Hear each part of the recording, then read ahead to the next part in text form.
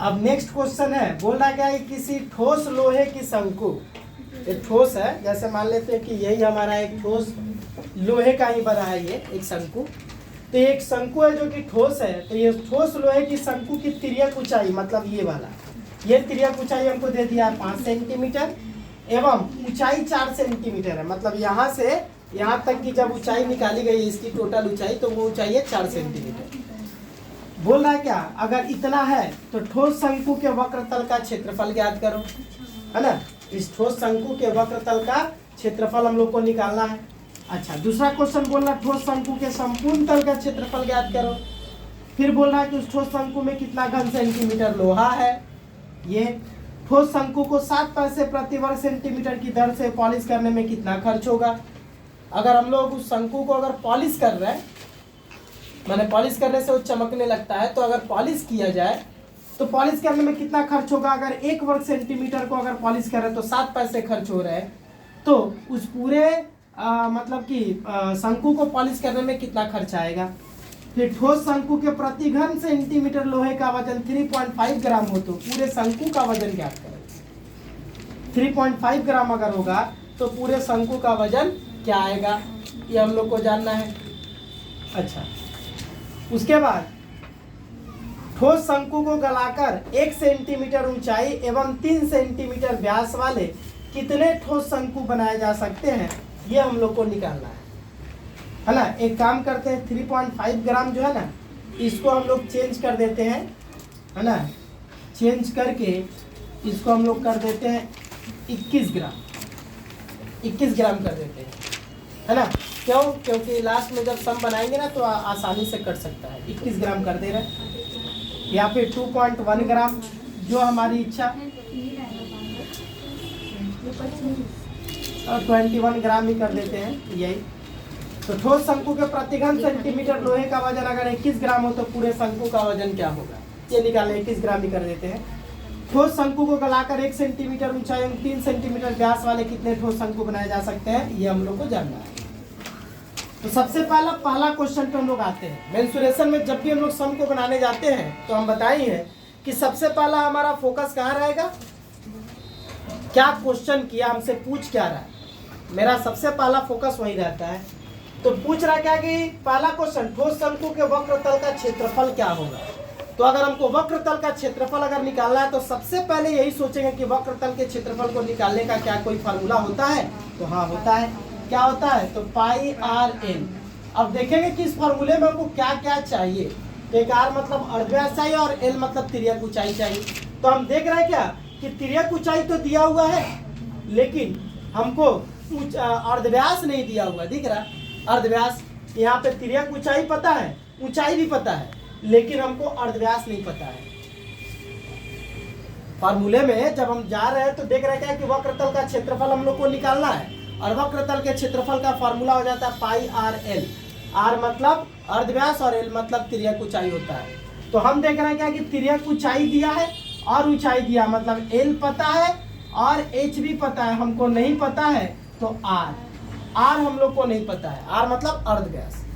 और हम अगर देखा जाए ना तो इसमें बाकी जितना सारा क्वेश्चन किया उस किसी भी क्वेश्चन का आंसर हम लोग नहीं दे पाएंगे अगर हम लोग को आर नहीं पता हो तो। क्यों, इसके बाद है संपूर्ण तल का क्षेत्रफल। संपूर्ण तल का क्षेत्रफल का भी जो फार्मूला होता है pi r into r plus l, इस फार्मूले में भी आर चाहिए।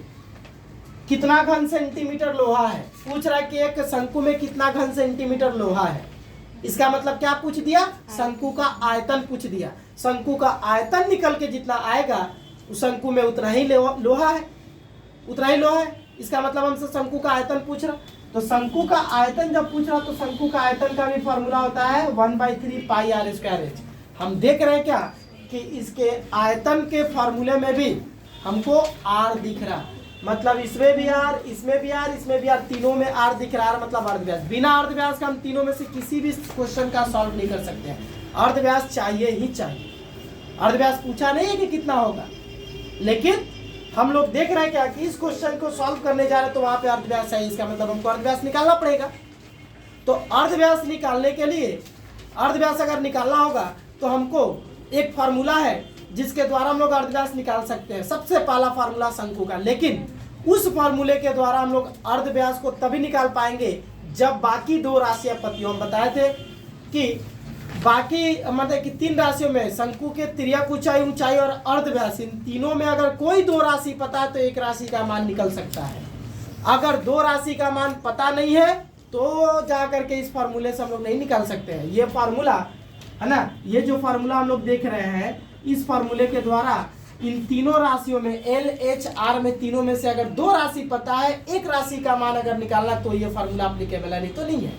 तो हमको क्या निकालना, आर निकालना है और एल और एच पता है।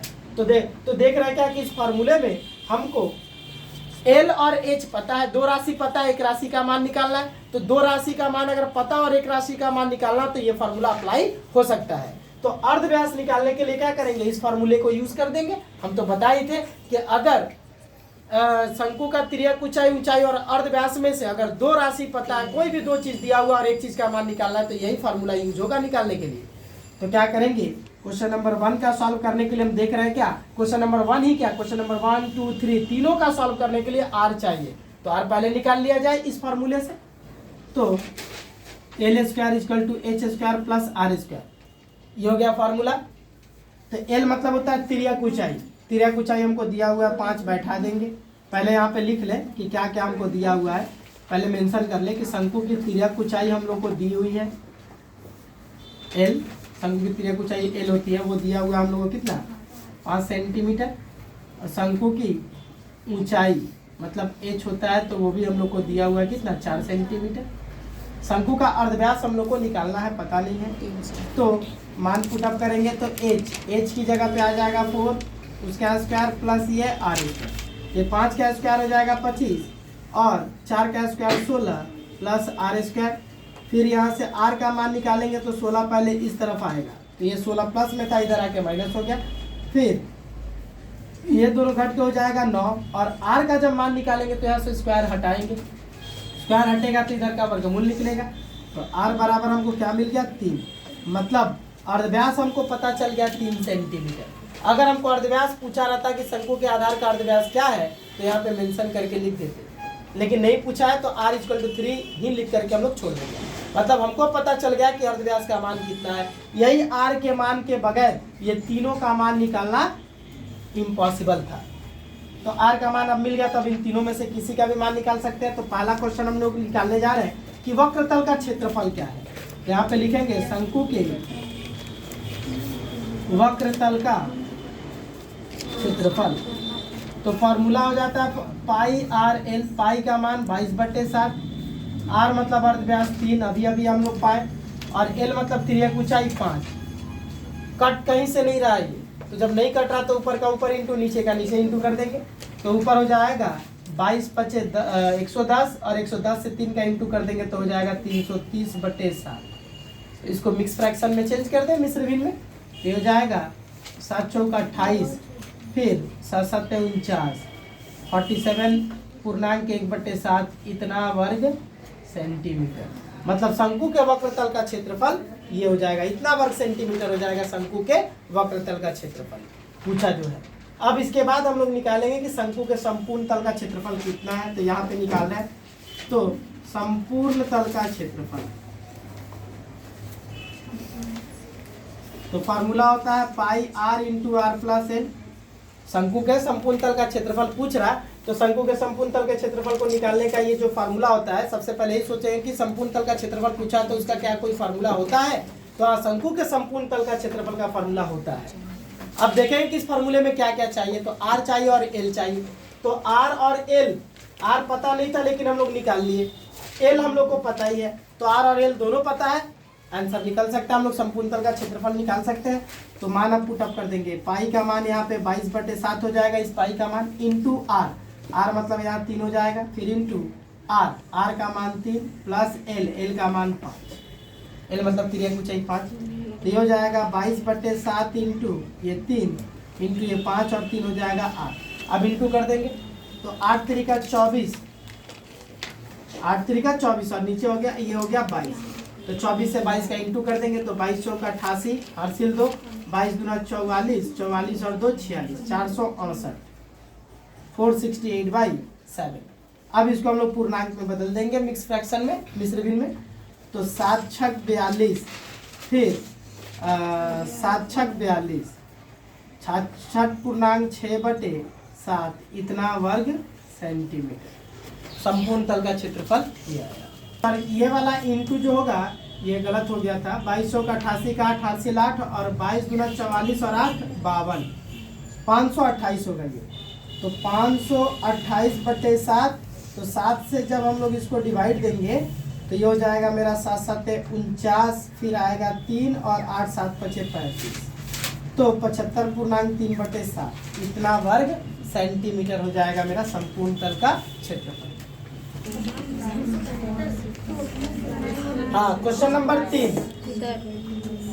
बोल रहा है क्या कि ठोस शंकु में कितना घन सेंटीमीटर लोहा है। इसका मतलब शंकु का क्या निकाल देंगे ताकि हमको पता चल जाएगा कि उसमें इतना लोहा है। तो शंकु का आयतन, क्योंकि वो शंकु पूरी तरह से बना है तो लोहे से बना है। जैसे ये ठोस शंकु है, ठोस शंकु अगर लोहे का बना है ना, तो इसमें कितना लोहा लगा है, कितना लोहा लगा है मतलब शंकु का आयतन कितना, क्योंकि ये पूरी तरह से लोहे से बना है। कितना लोहा है ये जानने के लिए क्या करेंगे, तो शंकु का आयतन निकाल देंगे तो पता चल जाएगा कि शंकु में कितना लोहा है। अच्छा, तो हम लोग शंकु का आयतन निकालेंगे। तो शंकु का आयतन जब निकालेंगे तो देखेंगे कि शंकु का आयतन निकालना है तो शंकु का आयतन का क्या कोई फॉर्मूला होता है। तो हाँ, होता है। अब देखें कि इस फॉर्मूले में हमको क्या क्या चाहिए। तो इस फॉर्मूले में हमको अर्धव्यास चाहिए और ऊंचाई चाहिए, आर और एच। तो अर्धव्यास और ऊंचाई हमको सवाल में पता है कि नहीं है, ये हम लोग देखेंगे। तो हाँ, अर्धव्यास पता नहीं था लेकिन हम लोग पहले सम के लिए ही निकाल लिए थे। अर्धव्यास 3 आया था और एच मतलब ऊंचाई होता है, तो ऊंचाई भी दिया हुआ है। तो हम लोग कर देंगे। तो शंकु का आयतन का फॉर्मूला हो जाता है 1/3 पाई आर स्क्वायर एच। यहाँ पे पुट अप कर देंगे तो 1/3 पाई का मान हो जाता है 22/7 इंटू आर। आर मतलब क्या होता है, अर्धव्यास। अर्धव्यास मतलब मतलब कि अर्धव्यास का मान कितना है, तो 3 है। तो 3 पुट अप कर देंगे यहाँ पे, तो 3 का स्क्वायर इंटू एच मतलब क्या हो जाएगा, ऊंचाई। ऊंचाई कितना है, 4। तो ये 1/3 इंटू 22/7 इंटू 3 का स्क्वायर हो जाएगा हमारा 9 इंटू 4। तो अब ये कटेगा, 3 से कट जाएगा 9, कितनी बार में, 3 बार में, है ना। और कट जाएगा, कटने के बाद अब जो बचेगा उसको इंटू कर देंगे। तो क्या मेरा बचा, यहाँ से 22 बच गया, 3 बच गया और 4 बच गया। इसको इंटू कर देंगे तो ये हो जाएगा 4 तिहाई 12 और ये हो गया 22। तो 12 से 22 का इंटू कर देंगे तो 264 बटे क्या आ जाएगा, 7। अब इसको पूर्णांक में बदल देंगे मिक्स फ्रैक्शन में। तो ये हो जाएगा 7 तिहाई 21 आएगा 5 और 4, फिर 7 7 49, है ना। तो 37 पूर्णांक 5/7 इतना वर्ग सेंटीमीटर हमारा, सॉरी इतना घन सेंटीमीटर लोहा है। तो शंकु में मतलब उस ठोस शंकु में कितना लोहा है, तो ठोस शंकु में 37 पूर्णांक 5/7 घन सेंटीमीटर लोहा है। ये हो गया हमारा एक आंसर।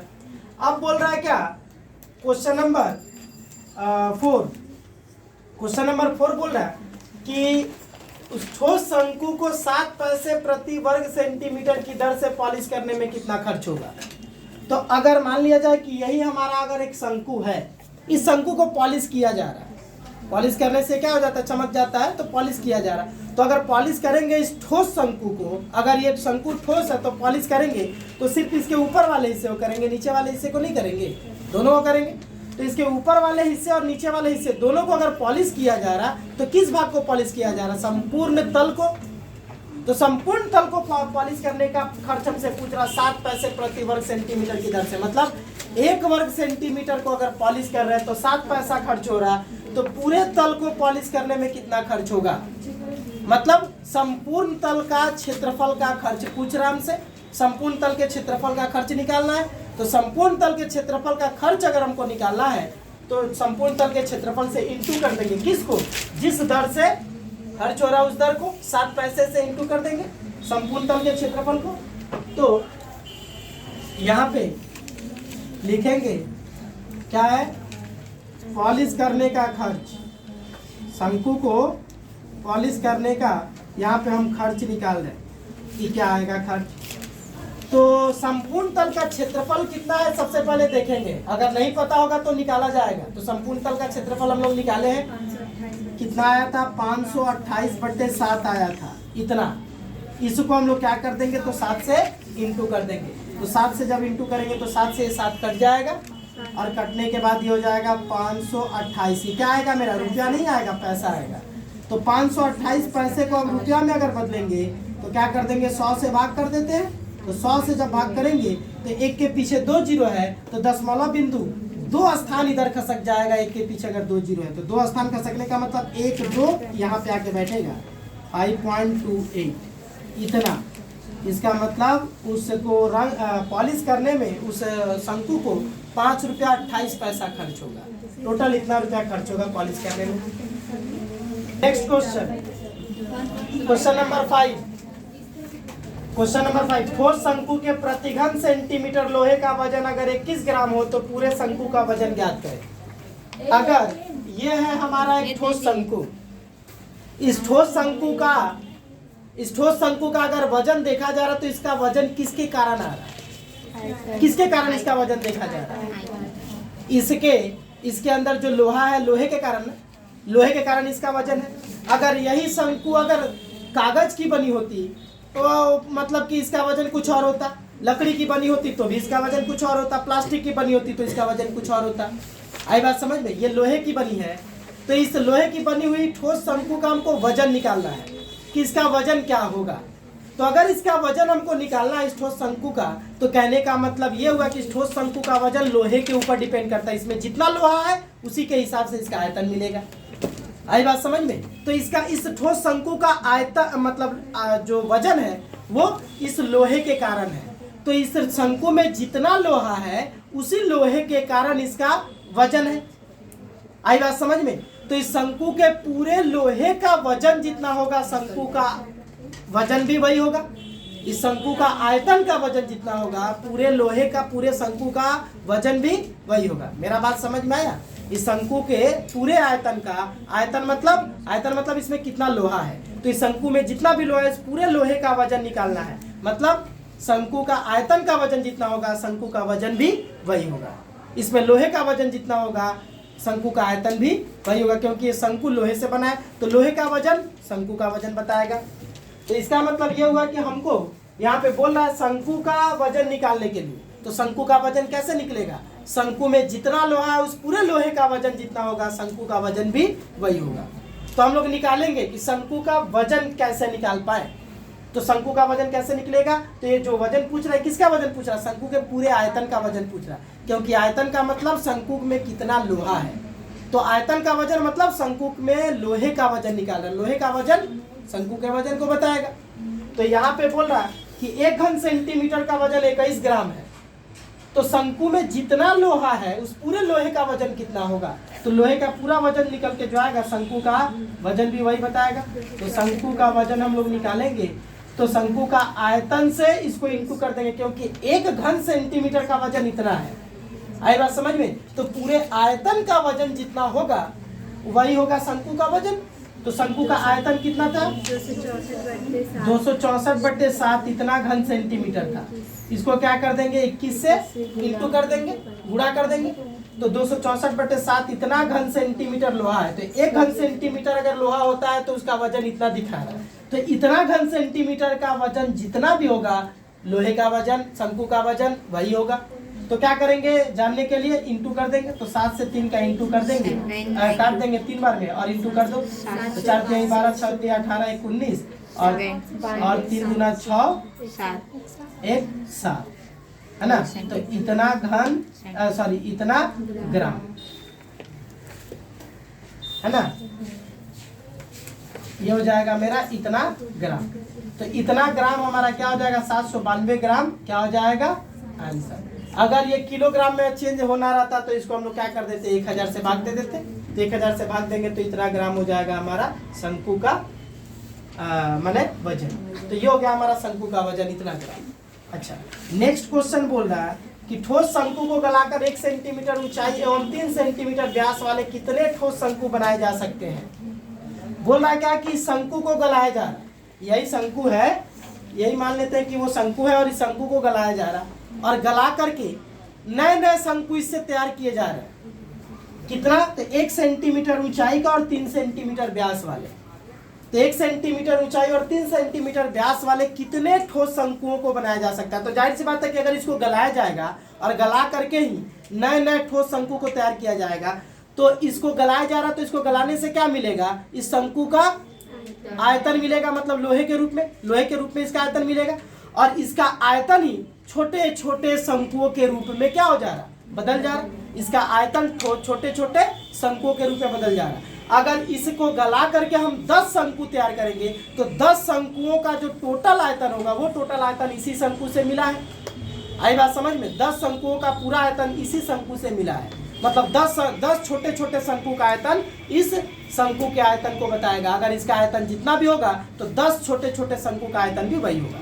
मतलब जिन छोटे छोटे शंकुओं को हम लोग तैयार कर रहे हैं वो छोटे छोटे शंकु इस शंकु से क्या हो रहे हैं? तैयार हो रहे हैं। तो हम बताए थे पहले भी, इसके पहले भी गोलक जब बताए थे, बेलन जब बताए थे, तो उस समय हम मतलब इस टॉपिक को बताए थे कि जब भी एक आयतन को गला रहा और दूसरे आयतन को तैयार कर रहा, यहाँ पे क्या किया? शंकु को गलाया, मतलब शंकु के आयतन को गला रहा, और दूसरे शंकुओं को बना रहा, मतलब दूसरे शंकु के आयतन को बना रहा। तो जब एक आयतन गलाएगा और दूसरे आयतन को बनाएगा और पूछ देगा कि कितनी संख्या बनाई जा रही है, चाहे शंकु बनाए तो शंकु, गोलक बनाए तो गोलक, बेलन बनाए तो बेलन, कितनी बनाई जा रही है संख्या। तो संख्या जब भी पूछता है तो हम बताए थे कि दोनों का आयतन निकाल करके एक दूसरे से भाग दे देते हैं।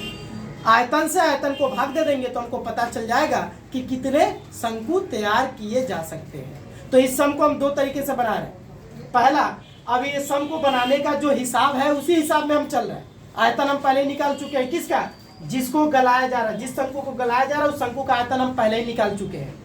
अब किसका आयतन निकालेंगे? जिन छोटे छोटे शंकुओं को तैयार कर रहा है उन छोटे छोटे शंकुओं का आयतन निकालेंगे। जिस हिसाब में निकाले उसी हिसाब में निकालेंगे, ठीक है ना। उसके बाद आयतन निकाल के आयतन से भाग दे देंगे। फिर एक दूसरा तरीका बताएंगे जो बहुत ही सिंपल सा तरीका है, जो गोलक में भी हम इसको बताए हैं, स्फीयर में, है ना, दिखा रहे हैं हम। तो क्या करेंगे? हमको तो जिस शंकु को गला रहा है उसका आयतन पता है, आयतन किसका नहीं पता है? तो जिन शंकुओं को तैयार कर रहा है, तो पहले उन शंकु का हम लोग आयतन निकालेंगे। तो आयतन अगर निकालेंगे तो आयतन का फॉर्मूला ये होता है जिसमें हमको चाहिए अर्धव्यास और ऊंचाई।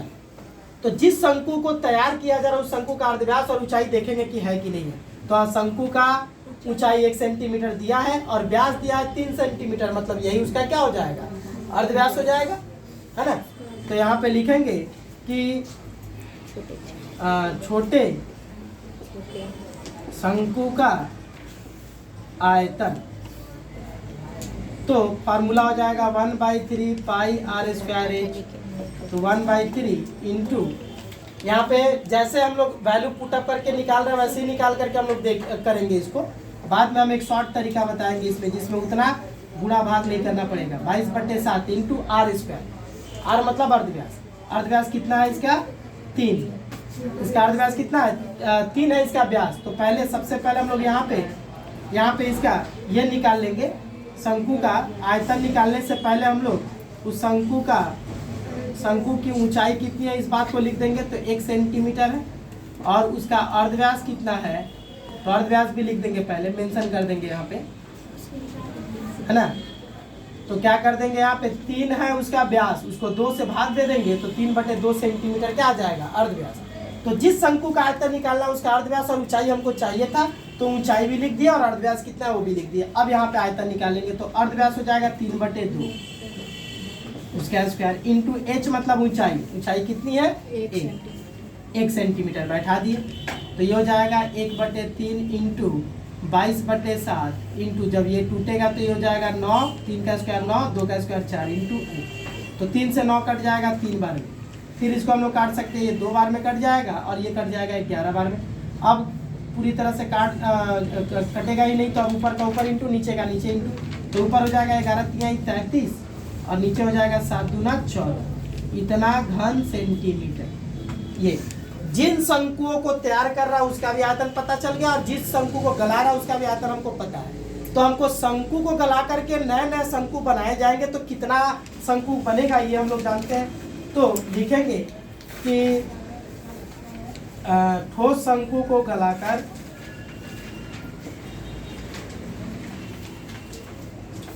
नए शंकु तैयार करने पर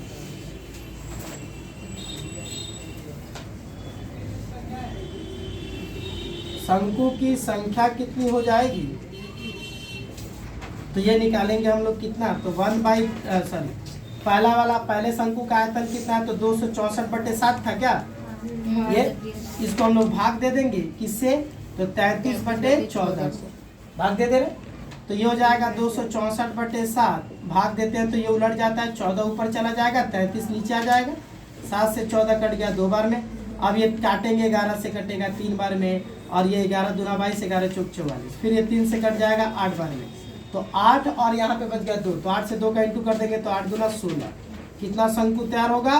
16 शंकु तैयार किए जा सकते हैं।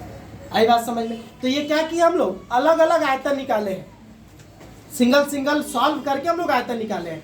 राशि छोटी है, हम लोग को उतना कैलकुलेशन नहीं करना पड़ा, लेकिन अगर राशि बड़ी बड़ी राशि आएंगी तो उस समय कैलकुलेशन बड़ा बड़ा होगा, सम हमारा रॉन्ग हो जाएगा। तो अगर एक आयतन निकालना है जिसको गलाया जा रहा और उस आयतन को निकालना है जिसको बनाया जा रहा, तो जब हम लोग आयतन को आयतन से भाग देंगे तो हम लोग पूरा सॉल्व नहीं करेंगे, पाई वाई का मान बैठा करके पूरी तरह से एकदम सॉल्व नहीं करेंगे, सिर्फ वैल्यू को पुटअप करेंगे और पुटअप करके भाग दे देंगे। कैसे होगा ये हम बता रहे हैं। हाँ, इसके पहले जो हम लोग किए थे कि एक शंकु को गलाया और गला करके उस शंकु से दूसरे किसी शंकु को बनाया, छोटे छोटे शंकुओं को बनाया। तो हम लोग ये मतलब कि कल किए थे कि पहले वाले जिस शंकु को गलाया उस शंकु का आयतन निकाले और जिस शंकु को बनाया उसका भी आयतन निकाले। पूरी तरह से कैलकुलेशन कर लिए थे हम लोग कि जिस शंकु को गलाया उसका आयतन कितना है, पूरा आयतन निकाले, जिस शंकु को बना रहा है उसका भी आयतन निकाले पूरी तरह से कैलकुलेट करके, और वापस दोनों को भाग दे दिए। फिर हम बताए थे कि इस तरह के सम में हम लोग कैलकुलेशन नहीं करेंगे, ये तो पहले से हम आयतन निकाल लिए थे बोल करके हम आयतन निकाले और निकाल करके फिर से कैलकुलेशन करके हम उसको बनाए। तो ये एक तरीका है जो पूरी तरह से कैलकुलेशन करके दोनों का आयतन निकाल करके भाग दे करके करना चाहेगा। दूसरा एक तरीका है जो कि बहुत ही सरल और इजी तरीका है, जिसमें हम लोग को उतना कैलकुलेशन, उतना गुणा या भाग उतना हम लोग करना ही नहीं पड़ेगा, एकदम बहुत ही आसान तरीके से वो सम हमारा बन जाएगा। और पता चल जाएगा कि अगर एक शंकु को गलाया जाएगा तो उससे जो शंकु को तैयार किया जाएगा तो कितने ठोस शंकु बनाए जा सकते हैं, कितने शंकुओं को बनाया जा सकता है, उत्पन्न किया जा सकता है, ये हम लोग बता सकते हैं। तो कैसे करेंगे, तो हम फिर से क्या करेंगे कि जिस शंकु को गलाया उस शंकु का आयतन निकालेंगे, लेकिन कैलकुलेशन नहीं करेंगे। क्या करेंगे हम लोग, जिस शंकु का अगर हम लोग को आयतन निकालना है तो आयतन का फार्मूला हम लोग जानते हैं कि 1/3 पाई r स्क्वायर h होता है, ये शंकु के आयतन का फार्मूला है। तो हम दोनों शंकु का आयतन निकालेंगे, जिसको गला रहा उसको भी और जिस शंकु को बना रहा उसका भी आयतन निकालेंगे। लेकिन आयतन निकालने के लिए, दोनों का आयतन निकालने के लिए हमको अर्धव्यास और ऊंचाई चाहिए, दोनों ही मतलब कि शंकु का। तो हम क्या करेंगे, दोनों शंकु का अर्धव्यास और ऊंचाई को यहाँ पे मेंशन कर लेंगे। यहाँ पे लिखेंगे कि शंकु की ऊंचाई, तो शंकु की ऊंचाई हमको कितना दिया हुआ है, 4 सेंटीमीटर। फिर उस शंकु के आधार का अर्धव्यास, आधार का अर्धव्यास 3 सेंटीमीटर। ये कौन सा शंकु है, जिस शंकु को गलाया जाएगा उस शंकु का ऊंचाई और आधार का अर्धव्यास 3 सेंटीमीटर हमको पता है। अब इस शंकु का हम लोग क्या करेंगे, तो आयतन निकालेंगे। तो शंकु का आयतन जब निकालेंगे तो फॉर्मूला यही लगेगा 1/3 पाई r स्क्वायर h। यहाँ पे क्या करेंगे, सिर्फ वैल्यू को पुटअप करके छोड़ देंगे, सॉल्व नहीं करेंगे, वैल्यू पुटअप करेंगे। सिर्फ 1/3 पाई r की जगह पे 3 उसका स्क्वायर इंटू h मतलब ऊंचाई, ऊंचाई है हमारा 4, बस यही वैल्यू पुटअप करेंगे और सॉल्व कुछ नहीं करेंगे, बस घन सेंटीमीटर लिख देंगे, ये हो गया हमारा आयतन। बस सॉल्व कुछ नहीं करेंगे, जो जिस तरह से सिर्फ वैल्यू पुटअप कर देंगे और वैल्यू पुटअप करके छोड़ देंगे। ये होगा हमारा क्या, शंकु का आयतन। किस शंकु का, जिस शंकु को गला रहा है उस शंकु का आयतन हमको पता चल गया। आई बात समझ में। यहाँ पे शंकु के आधार का अर्धव्यास 3 सेंटीमीटर हम लोग को पता नहीं था, ये हम लोग निकाले थे, है ना। फिर जिस शंकु को बना रहा है तो छोटे छोटे शंकु को बना रहा, तो उन छोटे छोटे शंकु के आधार का अर्धव्यास कितना है। तो आधार का अर्धव्यास कितना हो गया, तो जिन छोटे छोटे शंकुओं को बना रहा है छोटे छोटे शंकु के आधार का अर्धव्यास, तो कितना है उसका अर्धव्यास, छोटे छोटे शंकु का अर्धव्यास कितना है, व्यास दिया हुआ 3 सेंटीमीटर, 3 सेंटीमीटर उसका व्यास दिया हुआ, तो हम लोग इसको 2 से भाग दे देंगे तो 3/2 सेंटीमीटर हो जाएगा उन छोटे छोटे शंकुओं का अर्धव्यास। इस शंकु को गला रहा और गला करके छोटे छोटे शंकु को अगर तैयार कर रहा है तो जिन छोटे छोटे शंकुओं को तैयार करा उसका अर्धव्यास हो जाएगा 3/2 सेंटीमीटर। फिर उन छोटे छोटे शंकुओं की ऊंचाई कितनी है, 1 सेंटीमीटर, 1 सेंटीमीटर है उसकी ऊंचाई। तो ये हो गया हमारा आधार का अर्धव्यास और ऊंचाई। तो अब उन छोटे छोटे शंकुओं का आयतन, तो छोटे छोटे शंकुओं का आयतन क्या हो जाएगा, तो फॉर्मूला वही लगेगा 1/3 पाई आर स्क्वायर, आर मतलब अर्धव्यास, अर्धव्यास कितना है 3/2 उसका स्क्वायर इंटू एच, एच मतलब ऊंचाई, ऊंचाई कितना है इतना घन सेंटीमीटर। ये हो गया हमारा दोनों शंकु का आयतन। जब आयतन मिल गया तो जब इस शंकु को गलाया जाएगा इसका मतलब इसका आयतन गलेगा और आयतन गल करके छोटे छोटे शंकुओं को बनाएगा। तो छोटे छोटे कितने शंकु बनाए जा सकते हैं जानने के लिए क्या करेंगे, तो भाग दे देंगे दोनों आयतन को, बताए हैं। तो यहाँ पे लिखेंगे कि शंकु को गलाकर छोटे छोटे शंकु तैयार करने पर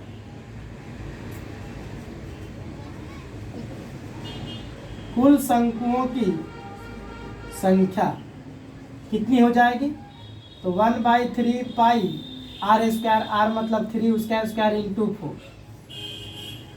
इस शंकु के आयतन को इस शंकु के आयतन से भाग दे देंगे, 1/3 पाई 3/2 उसका स्क्वायर इंटू 1। तो 1/3 पाई कैंसिल हो गया। कैंसिल होने के बाद अब ऊपर क्या बचा अब ये देखेंगे यहाँ पे, तो ऊपर बच गया 3 स्क्वायर मतलब 3 इंटू 3 इंटू 4 और नीचे बच गया 3/2 का स्क्वायर। तो 3/2 का स्क्वायर मतलब 3/2 का 2 बार इंटू 1। अब क्या होगा, फिर से ऊपर 3 इंटू 4 और नीचे वाला ये जो भाग है ये मेरा उलट जाएगा, नीचे से ऊपर जब जाएगा तो ऊपर जाके उलट जाता है क्योंकि ये भाग कर रहा है। तो ये अगर भाग कर रहा है ऊपर वाले से तो ये उलट जाएगा।